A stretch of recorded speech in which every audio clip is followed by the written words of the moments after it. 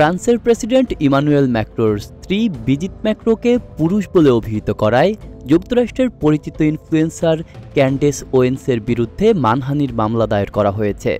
গত বুধবার যুক্তরাষ্ট্রের ডেলাওয়ারে এই মামলা করা হয় বলে নিশ্চিত করেছেন ম্যাক্রো দম্পতির আইনজীবী।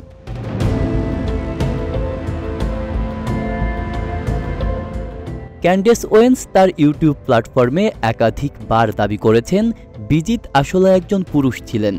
এমনকি তিনি সামাজিক মাধ্যমে ও ভিডিও বক্তব্যে বারবার এই দাবি পুনরাবৃত্তি করেন, যার প্রেক্ষিতে আইনি পদক্ষেপ নিতে বাধ্য হন ম্যাক্রো ও তার স্ত্রী।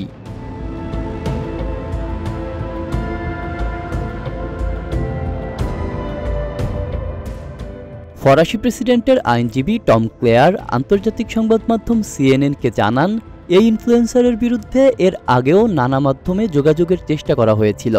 তাকে বারবার সতর্ক করা হলেও কোনো সমঝোতা না হওয়ায় শেষ পর্যন্ত মানহানির মামলা করা হয়েছে।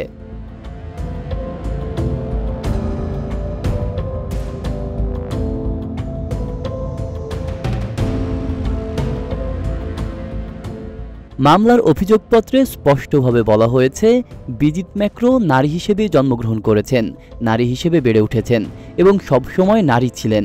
এ নিয়ে কোনো বিভ্রান্তি বা বিতর্কের সুযোগ নেই। অথচ ক্যান্ডেস ওয়েন্স বারবার বিভ্রান্তিমূলক ও অপমানমূলক তথ্য ছড়িয়েছেন, যা ব্রিজিট ম্যাক্রোর ব্যক্তিগত মর্যাদা এবং সামাজিক অবস্থানকে ক্ষতিগ্রস্ত করেছে।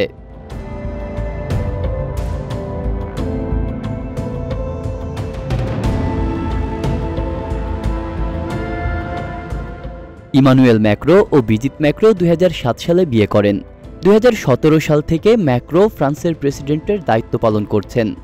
অন্যদিকে অভিযুক্ত ইনফ্লুয়েন্সার ক্যান্ডেস ওয়েন্সের ইউটিউব চ্যানেলে প্রায় 45 লাখ সাবস্ক্রাইবার রয়েছে। অতীতেও তিনি নানা বিষয়ে বিতর্কিত ও আক্রমণাত্মক মন্তব্য করে আলোচনায় এসেছেন। এখন দেখা যাক যুক্তরাষ্ট্রের আদালতে এই মামলা কী পরিণতি নেয় এবং এর প্রভাব কতটা বিস্তৃত হয় আন্তর্জাতিক মহলে।